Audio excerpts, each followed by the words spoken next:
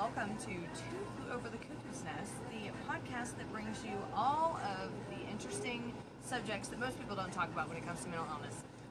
My name is Christy Hodges. I'm a mental health advocate, especially for OCD. I'm the podcast co-host, and I'm a peer support specialist here in Denver.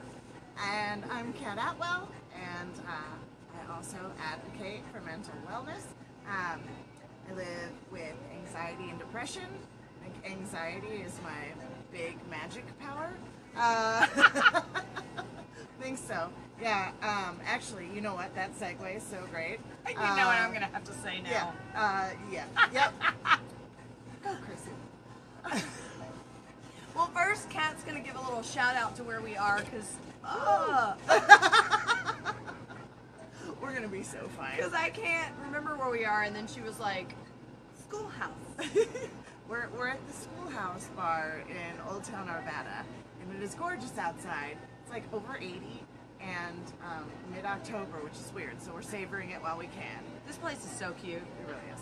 Yeah, and we're having this great wine. It's really delicious. It's called New Haven. Yep. Or Safe White Haven. White Haven. Something Haven. It's a haven. It's a it's a New Zealand Sauvignon Blanc, and it is lovely. It is. Cheers. Ooh, well done. That was good. Anyway, shout out to them. And so the next announcement we have before we get into the meaty topic of the authenticity of your feelings when you have a mental illness, which is a big thing. Yeah. When you have mental illness. And okay, look, I'm not getting into that subject. What I'm going to tell you is this. If you want to support our program, you can do so by pledging $1 up to any amount per show. Typically $1,000? Yeah, that's an idea. All right, or less than that. And we typically only charge for 2 shows per month, but we do other content for free for the people that are Patreons for us. And so our next show is going to be a Halloween show. Yep, it is. She's going to be Anxiety Girl. And I'm going to be Groinal Girl. Yes. Groinal Girl. Any of you are friends with me on Facebook or know about any of my advocacy, I love talking about the groinal syndrome for OCD.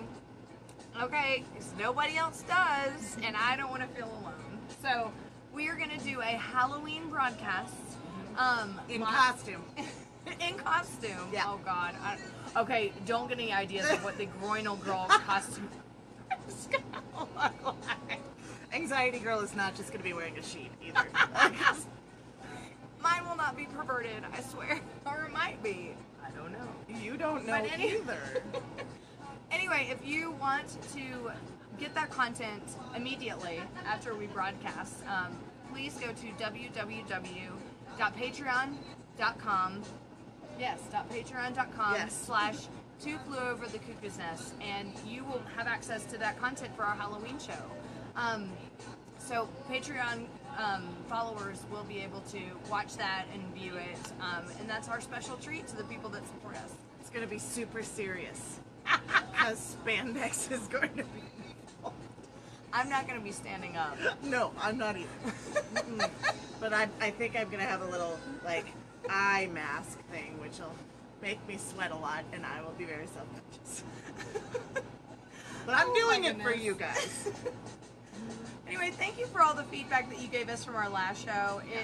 It's been awesome, and it showed us that a lot of people just really want to hear about the topics that we're going to talk about with mental illness. Yeah. People always talk about symptoms, they always talk about diagnosis, they talk about treatment, and they really forget about the emotional piece, which is, I think, a huge percentage of the battle in getting to recovery. So, yeah.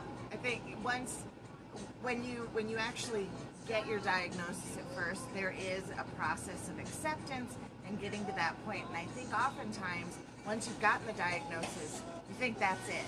But you have ongoing maintenance for the rest of your life, and a lot of feelings and experiences, it's a constant ebb and flow, and a lot of those times go undiscussed. Absolutely. And something came up during our last podcast, and because I've been going through a really happy time, and I have seasonal affective disorder, and so for those of you that are unfamiliar, particularly as it starts getting cooler in the fall, and then also in the springtime when you're transitioning out of winter.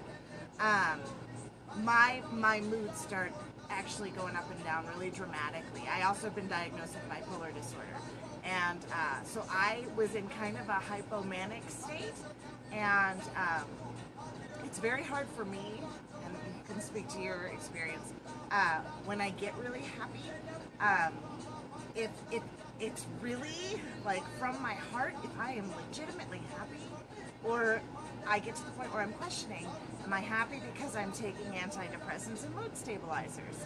Is that what's pushing my happiness forward? Is this really authentic? How can I confirm what these feelings are? And that's really what the focus is going to be today. And kind of what I want to add to that, and when Kat presented this topic, I started thinking, okay, what does this mean to me? And I'm gonna say, like, one of my things that I first thought was, well, I don't really have a say in this because I don't have a mood disorder. So, not that I'm stigmatizing mood disorders, but it really did feel. I feel super stigmatized right now. Sorry. Drink. Mm-hmm. She feels better now. Mm-hmm. Not that we're advocating drinking either.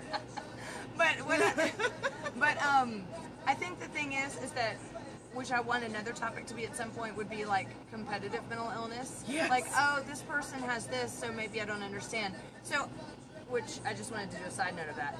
Yeah, we have to remember that. But I started thinking about what that means. And I'm going to address an entirely different topic, but it involves authenticity. One of the things that bothers me the most is when people when they say, I don't want to get on medication because I don't want to have to, I don't want to not experience life to the fullest. I'm going to, ready? Big eye roll. Okay, I'll do it too. I mean, and if you're watching right now and you're like, I don't really care what you think, okay, that's fine. But what I see too many people in my job and the people that I know who suffer with mental illness go in this constant battle of stigma of being on medication and thinking to them, well, I just don't want to numb myself to the effects of life. Okay, how much more fun is it to not be on medication and be a hot mess 99% of the time and not be able to take responsibility for it? Yeah. To be frank about it. Like, you don't always know when you're ill and when your symptoms are affecting other people. Mm-hmm. So to say like, oh, but I'd just rather experience life. Why don't you ask the people around you that you care about and that care about you how it makes them feel? And you know what? I'll add to that as well. I've been very involved in the artistic and theatrical community for more than half my life. And as I've become more open about living with mental illness, it has come up more frequently in conversation. And a lot of folks in the community that I've been involved in have been reluctant to go on medication because they feel like it's going to stifle their creativity. And that's not unusual, not with live art or with writing, with fine art, with painting, that kind of thing. They feel that somehow it's going to dull how they feel and how they express themselves by going on medication. So that's another struggle too. And and I've heard that very frequently. Yeah.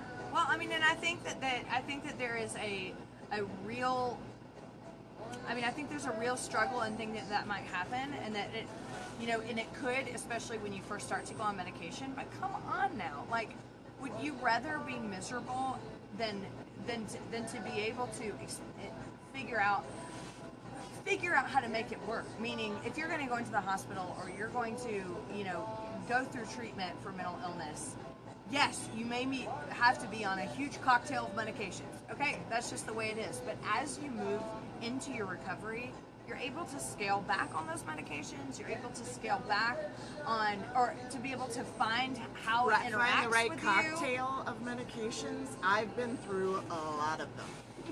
And there have been some that I've had to take for mood stabilizers that have turned me into a zombie. No joke. And I think a lot of it is just being mindful and able to communicate to your psychiatrist or prescribing doctor, hey, this is what's happening to me and it doesn't feel right. No, I'm not experiencing, deep depressions, but I'm not feeling like I'm experiencing anything at this point. And when you're constantly in that dull state, that's not right either. You still need to feel things when you're on medication. Yeah. Yeah. So that's the point I wanted to make, and I'm sorry it was a little harsh, but it really bothers me. It bothers me when people stigmatize people that take medication or say, look, I've made it because I'm not on meds anymore. Give me a break. Yeah, well, there's self-stigma that goes with that too. I will totally own, and I'm sure this will probably be going on for I don't even know how long.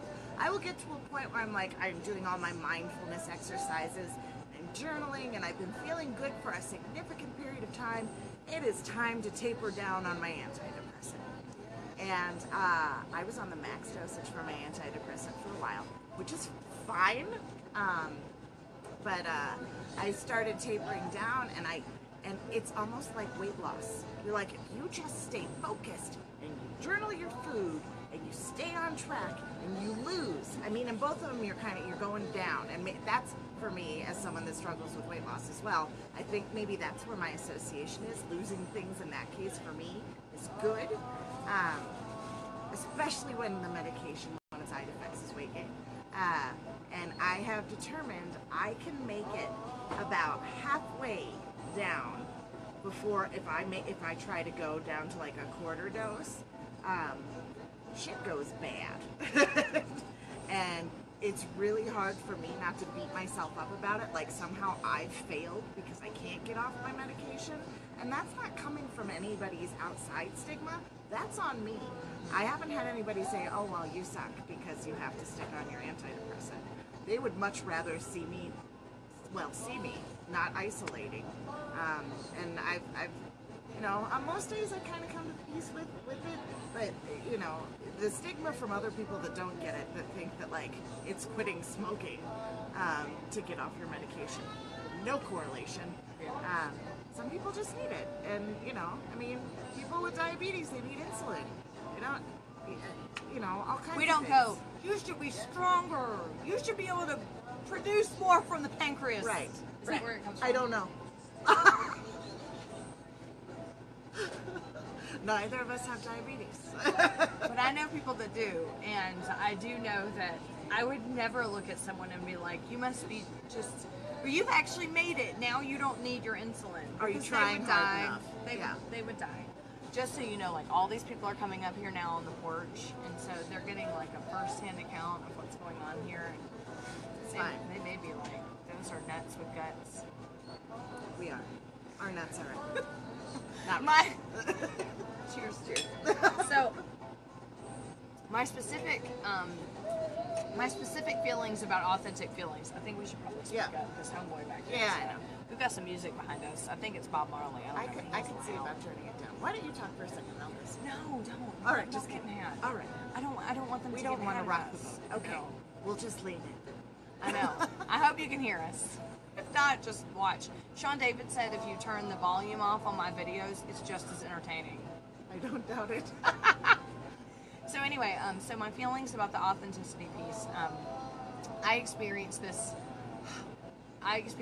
mostly because when I feel happy and satisfied, I go back and this is like deviating way off of the topic of what Kat was originally I'll bring it back. wanting. It's fine. But I think that there's so many aspects of it. The way that I feel is, do I deserve to be happy? Do I deserve a satisfying life? Is this feeling authentic? Like, is this an authentic feeling because I'm just settling? Or this, That makes me sad. Does it? It really does. Welcome to my life. No, I'm just kidding. But it does. She's being self-deprecating right now, but I'm having a sincere moment. That really does. Yeah. I mean, I think, when I think about happiness with mental illness, I talk about this a lot with people that I work with, and for myself especially, happiness never seems like being able to wake up and say, I'm truly happy. That was something that eluded me.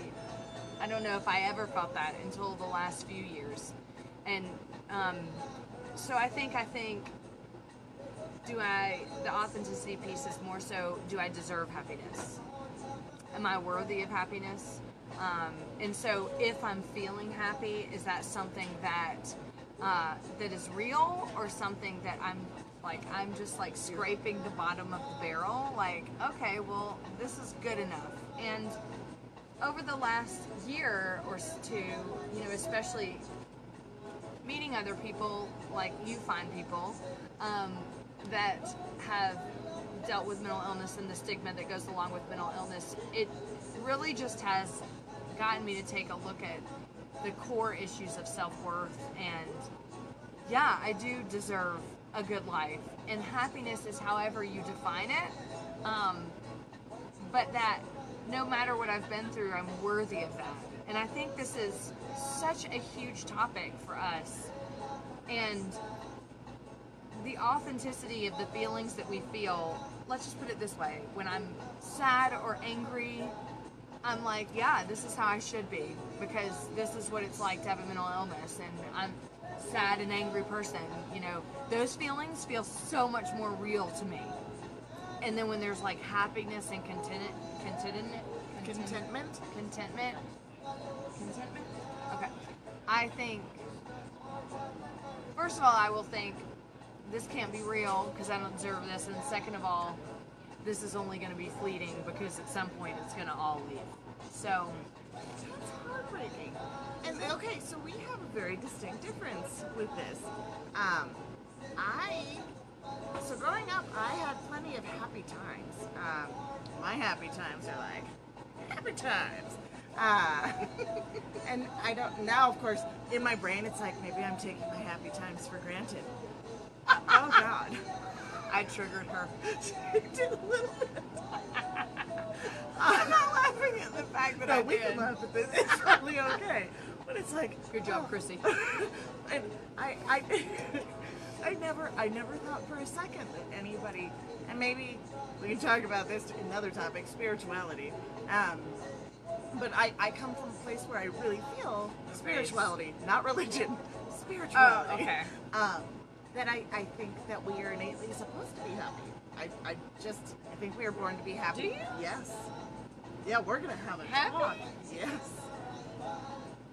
I mean, I think that we're supposed to have feelings that kind of go up and down. But I think, yeah, when we're born, the end goal is to be able to appreciate the, wow, we have not talked about this together.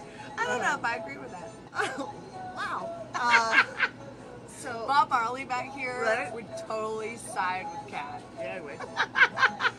He'd be like, that girl's just bitter on the right. But I've never for once thought that as a result of my mental illness that I was not worthy of happiness. However, with the whole questioning the authentic feelings, now I'm like, God, when I was happy, did I actually like take a time out and go, yeah, I'm feeling good. Like, I keep a gratitude journal. I have an app on my phone, and I use it regularly every day. I think every 6 hours it pops up, and I write down something that I'm grateful for. Wow. Oh yeah, and you can go back years on this thing. Discipline. And that's the only thing. Because I think there is always goodness. I don't even know what to say about I'm just that. processing. Because when you said that, I'm like, of course everybody's worthy of happiness. Well, yes, everybody's worthy of happiness. Including you. Well, yeah. Anybody. But I don't think that we're supposed to be happy. No, okay, then you just totally discredited what you said. Oh, worthy of happiness, yes, but I don't think that the goal of life is to be happy. What do you think the goal of life? We are so going down the rabbit hole right now. What is the goal of life? I think the goal of life is to work through whatever emotion is coming and to learn to be content in all of those emotions, but not understanding that you're not thinking that you're. We should talk louder. The generator. Yeah. Right. The generator. Yep. Just Hello. came on. We're gonna get closer. But not thinking that you're worthy of happiness or that you deserve a good life puts a Damper? kink like Okay. a wrench. Puts a wrench in my whole thought process because I felt like I deserved to be angry. I felt like I deserved to be sad, that I deserved to be depressed. I never felt like I deserved to be happy. So the positive emotions. However, Oh, we are so different. I think that in life, no, I don't think that your life goal should be, Oh. I'm so happy. I think your life goal should be to appreciate every single emotion that you have and to be able to be content and to find a way in those emotions to understand how it makes up your life. This is so cool because I have grown up thinking I do not deserve to be sad because I have so many gifts. I do not She's deserve to be angry because everybody around me is right. So why question the fact that I'm mad? We are like totally polar opposites. I better be grateful all the time. There's a bee. All right, everybody, let's take a vote. Holy God. Any of you who Oh, agrees with Chrissy, I'm fine. I'm not allowed to be nervous right now. put a Chrissy check mark in the. Anyone who agrees with Kat, no, I'm just kidding. No, but this isn't an agreeing. This is more of like a It's just really cool to life see how view different that of is. how people think. Like, That is awesome. For real. I've always discredited the not good feelings as you have so much to be grateful for. You better push that other bad stuff down, which is why it is hard for me to get mad. I just sink my boots down in the bad, and I'm just like, this is where I'm supposed to be. Damn. Look at that. Light bulb. That is so cool. I mean, awful, but really great. No, I'll agree.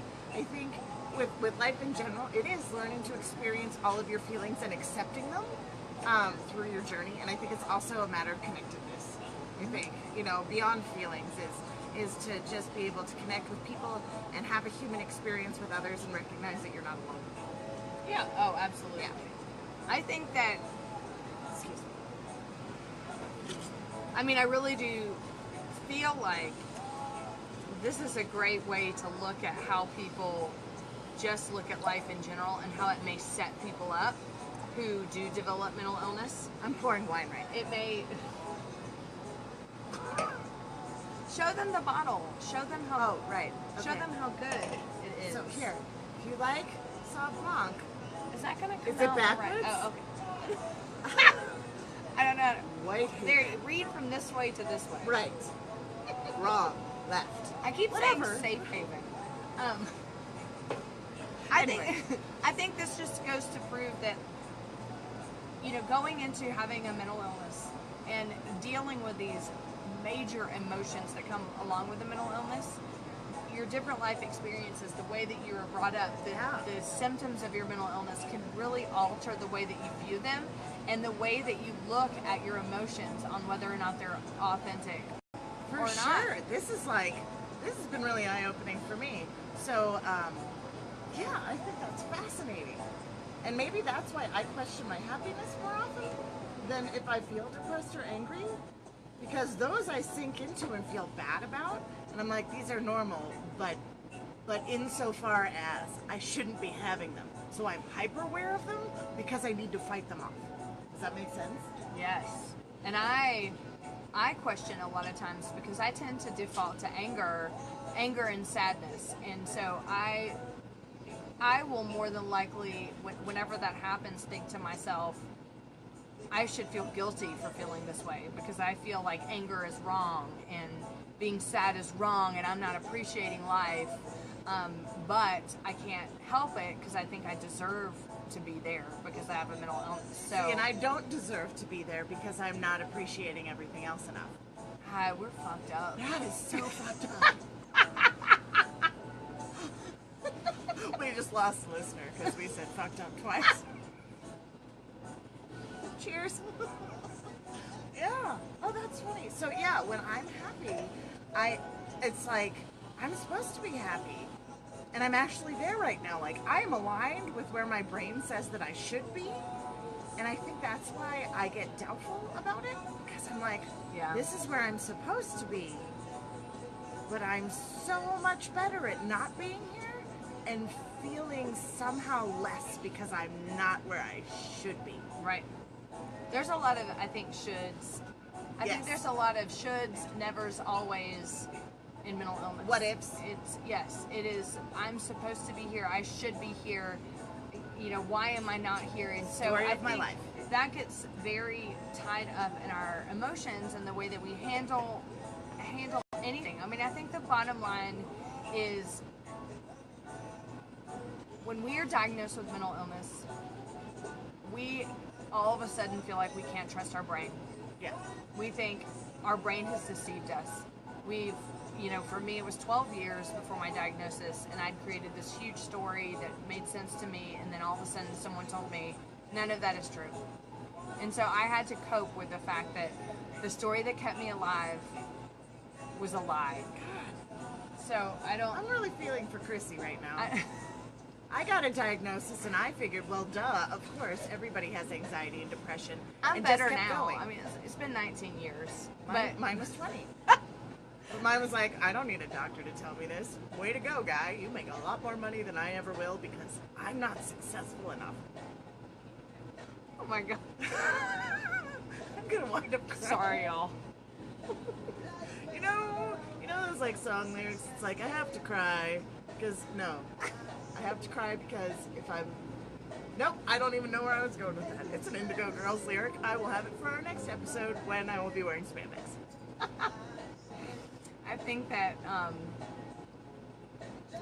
the thing is that people with their emotions, you know, like I was saying, if you feel like you can't trust your brain, you feel like you're not going to be able to trust your emotion.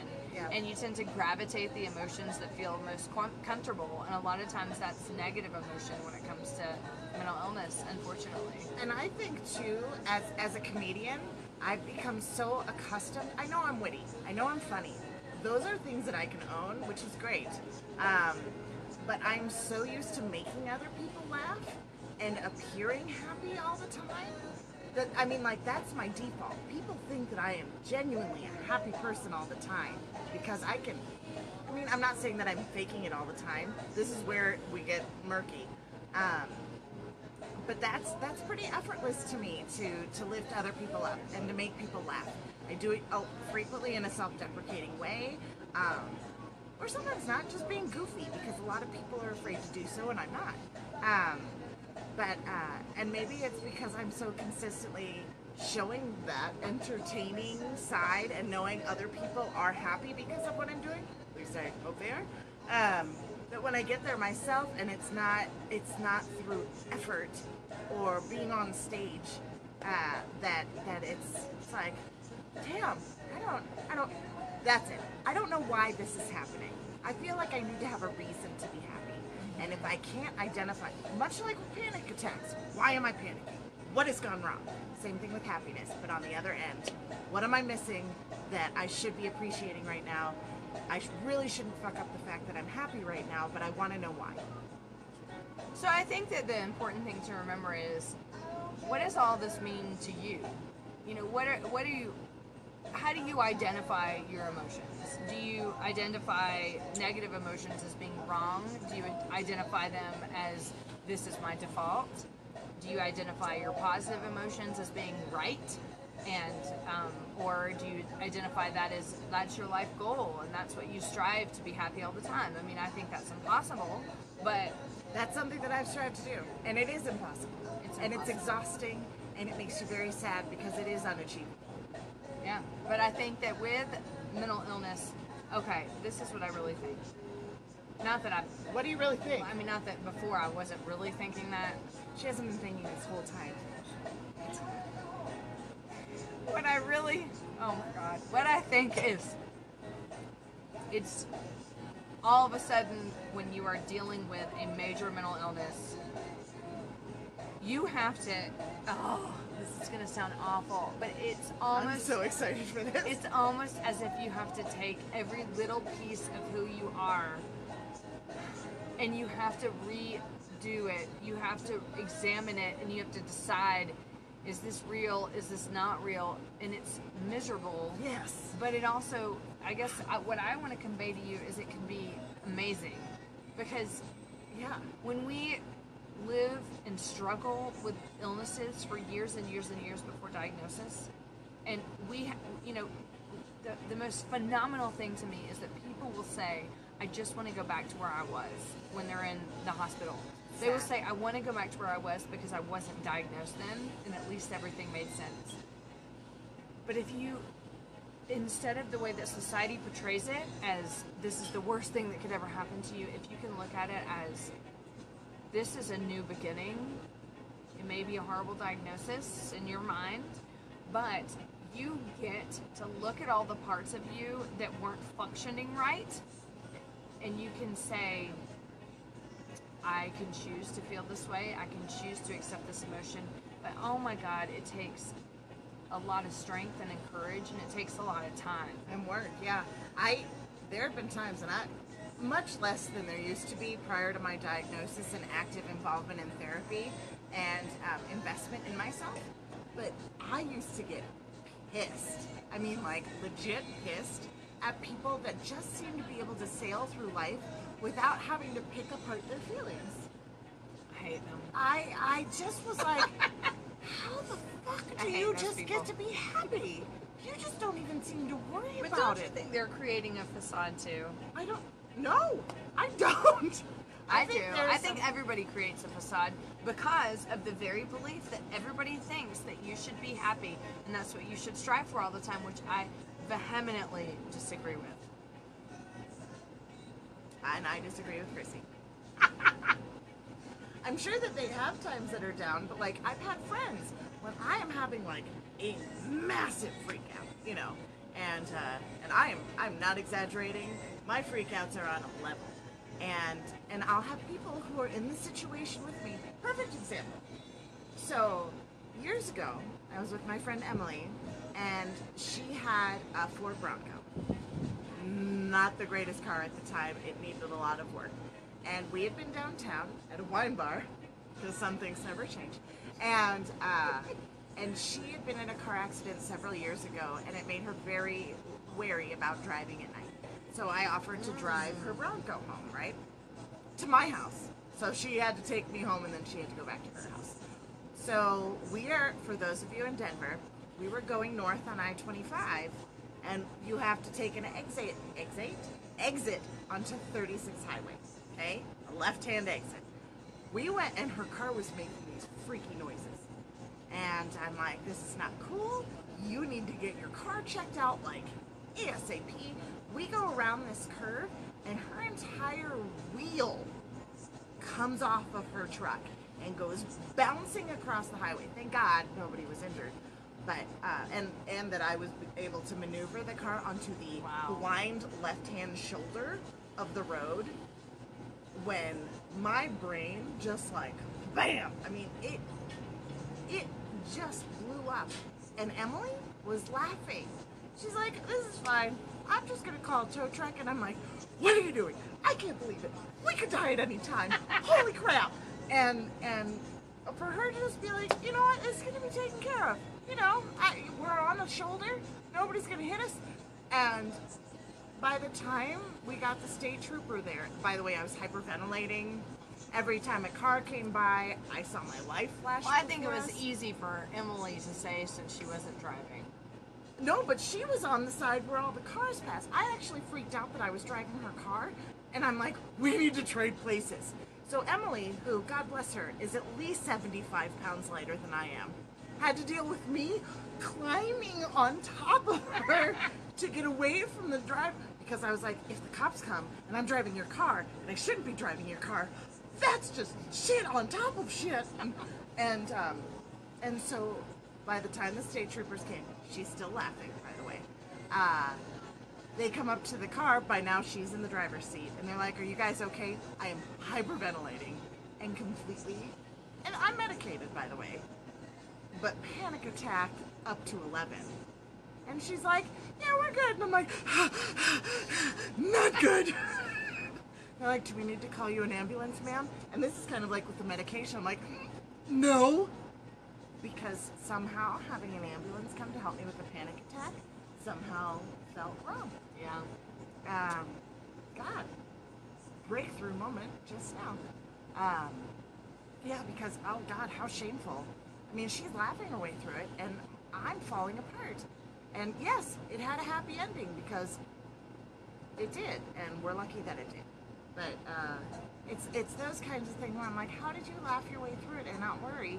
Where I felt like my heart was going to explode, and I saw my entire life flash in front of me.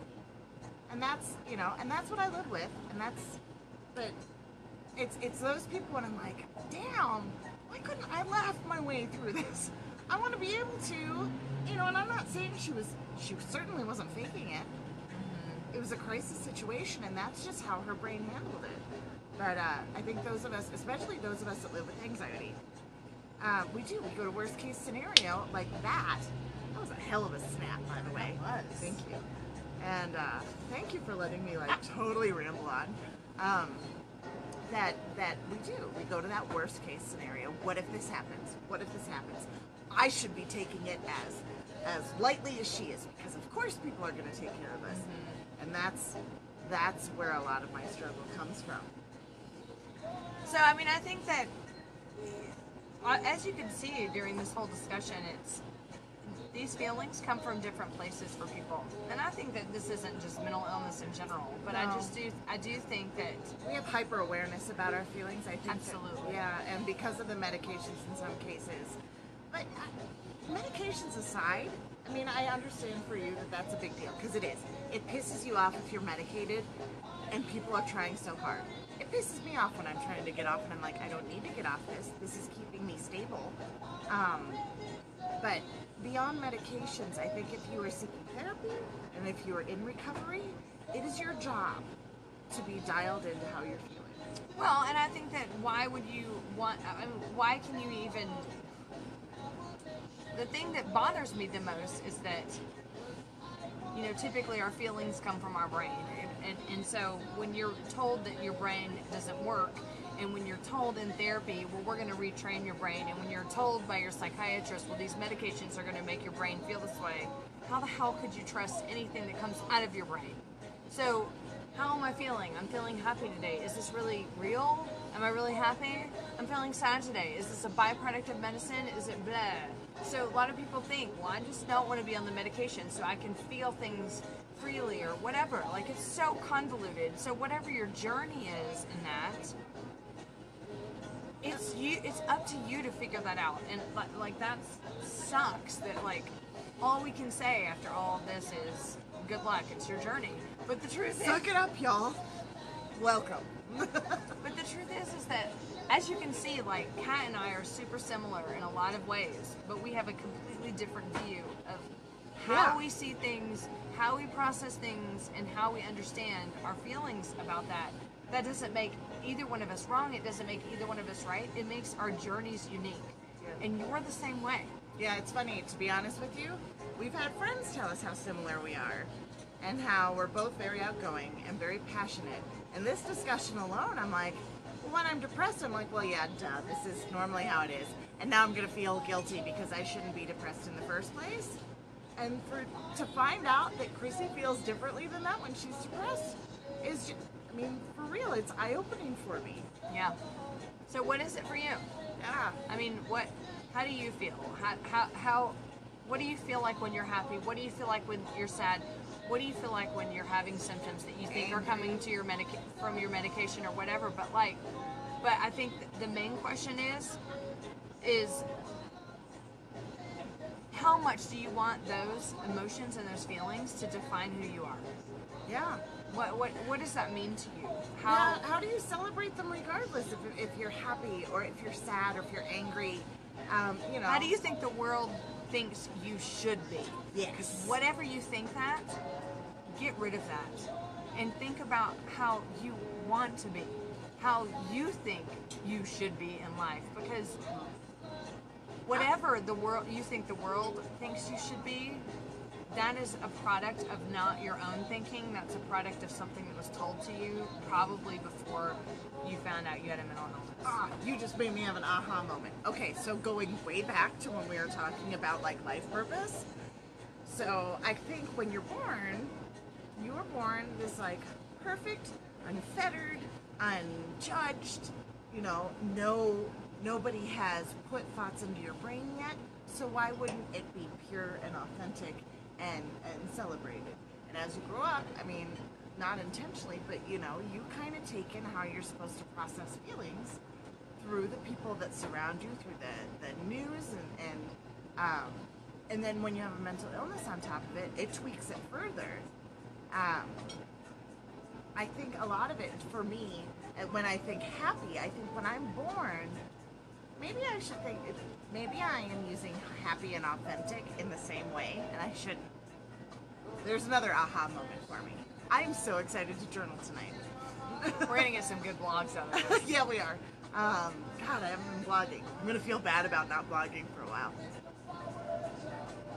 Okay, and it's been a crazy week for me. I'm gonna mention that too. This has been a big advocacy week for both of us. Yes, with OCD week, I want to give Chrissy some huge credit for doing your daily videos, especially the ones that you were so vulnerable. Groinal syndrome. Groinal. I don't know about a lot of this. I haven't had a friend who has openly discussed living with OCD, much less pure OCD. And so watching these videos, I learned so much about it, which is great. And I know so many of you have joined us through Chrissy's advocacy and her willingness to share her stories. But yeah, so the fact that she did live videos every day and talked about more and more embarrassing is I'm the like, word. you gotta Vulnerable go all topics. in. You gotta go all in. If you're gonna go in, go all in. Yeah. But yeah, so the fact that she was invested in that, I totally... The world knows my deepest, darkest secrets now. She is naked in a very emotional and raw way. Naked and not afraid. Right. I'm so afraid of being naked. I had somebody bring up to me last night that I should try burlesque. That's adorable. Anyway, body positivity. We could do that sometime. We should probably wrap up. Yep, we should probably wrap up. A lot of stuff has happened this week, I think, that has made both of us very emotional. And, but I'm grateful for it. And I'm happy today. I'm going to try not to think about that too much. I'm just going to ride this wave and say cheers. I'm not worried about whether or not I'm happy because I don't think happiness defines life. Snap. I just had to. Well, fuck you then. Okay. This is why this show is going to be so awesome. Seriously, because it is. We disagree, and we can do that. Finally, I've been waiting for a time where we disagree about something. No, but I think it's really interesting to, Kat and I being so similar, but having these similar experiences in mental illness. This is what the show is about. It's to break down people's experiences, and whether you relate to me or whether you relate to Kat or whatever. Or if you don't relate to either of us. Also, or you're like, those girls are nuts. With guts. With guts. The boom. I mean, at least you don't feel as alone, but also it gives you a way to be like, okay, other people feel the way I do, and these people feel like this, and that's what develops empathy. Yeah. So when you talk about it, even if you have very different world views, we all understand that we are going through things differently. Our chemistry is different than a lot of people, and you get a chance to learn. And how cool is that? I feel like I have a booger at my nose. Okay, go ahead. All right. Yep. So anyway, thank you for joining us today. Thank you very much. So next time we're gonna broadcast on Halloween. Yes. So like we said before, if you want to get the content of that, go to www.patreon.com/2flewoverthecuckoo's And the reason why we're offering it to our Patreon people is because we want to give content to people that are supporting, not that you're not supporting, but we want to offer the incentive and because we want to do more for you too. And in order to do that, money has oh my God, to be our goal. We came up with a goal last week. Did. Once we hit $500 per episode, which yes. we're at, I don't know. We're at something right now. Right, but we're at something. I can't remember right now. But once we reach $500 per episode, we are going to sponsor someone to go to their local NAMI or whatever conference. Mental illness conference Yes. with an offer a scholarship, more or less. Yes. So we are super excited about this, and so that's why we really want to get people involved. And the truth is that people always say, I want to get involved in mental health advocacy. What do I do? And they're not willing to get up on a stage and speak or do it, anything. Put themselves on a live Facebook And they feed. they don't want to be known to support that, and that's okay too, because we know the stigma around it. Trust me, we know. It took how many years for me to even do anything? Right. So right there with you. So you know what? Then pledge $1 per show. $1 per show. That's $2 a month. Yeah. I mean, that's not that much. Not even coffee. But it's still doing something to support this. So patreon.com/Two Flew Over the Cuckoo's Nest. In 2 weeks we'll broadcast that. Otherwise, our next broadcast will be with Rudy. Yes. Rudy Cesaris. We're so excited. Yes. I met Rudy at the National NAMI conference. It was in Denver earlier this year, and he is kick-ass. He is. So he's going to be on, and he is going to talk. We're going to talk about social media advocacy, how that affects people, and how that makes people feel that are doing it. And we could even address some of the negative stuff about it. Oh God, trolls. That's all I'm going to say. Yahoo comments. Anyway, so that's what we're going to do next. But if you want to join our Halloween broadcast where we're talking about the stigma that surrounds Halloween and mental health. Yes. Like, hello, Knox Hill or Knott's Hill. Not very Knott's firm. Landing? I don't No, know. that's a show. It's a mental health haunted house. Essentially. Garlic Knots? I like garlic knots. You should certainly tune in, because understanding that people think that it's funny to be scared about being in a mental hospital. Yeah. We aren't a fan. And if you're watching this and you're like, you're too sensitive and PC, you can fuck off. That's what I have to say. My nostrils are flaring right now. Because I don't think it's funny when people are in restraints, and I don't think it's funny when people, have to be isolated. And if you do, you're very non-empathetic. Yeah. And we would like to educate you. Yes. Look, now it's like positive shit. I'm sorry. That was the safe haven talking. The white haven talking. White haven. Anyway, I swear to God, we're wrapping this up. We do We're have a wrapping lot of guests coming up, and we are so excited to have you meet some other people. Although Chrissy and I admittedly are pretty phenomenal, and we like talking to you for an entire episode as well. And just want to say how grateful we are that you are continuing to participate with us. And look forward to talking to you on Halloween. If you have suggestions that you want us to talk about, we've got all the shows planned out through the end of the year. But as you know, that's only a couple more months. And so if you have suggestions for shows, please email us, or you can message us. For me, it's ocd.chrissie@gmail.com. And mine is Catwell. It's Katwell. It's like if my name just smushed together. Oh, and we have Two Flew Over the Cuckoo's Nest at gmail.com as well. That's right. Yes, we do. Yes, we do. And visit us at Twitter at nutswithguts. Yeah. And the reason why we said that is because that is a Jack Nicholson quote on One Flew Over the Cuckoo's Nest. So. Yeah, and we'd love to have you get involved with our discussion, because you're gonna help. You're gonna help us continue the momentum of the show. So the more involvement, the better. So thank you for joining us today. This has been eye-opening, I think, for both of It us. really has. And I hope it has for you too. And in however capacity it's made you look at your feelings and look at the way you look at life, that's what we're here for, to help with. And that's what we've needed help with, and now discover that there's so many walks of life, and our job is to be here and have empathy and support others. Yep. So thank you very much for being with us. We look forward to seeing you again soon. Bye.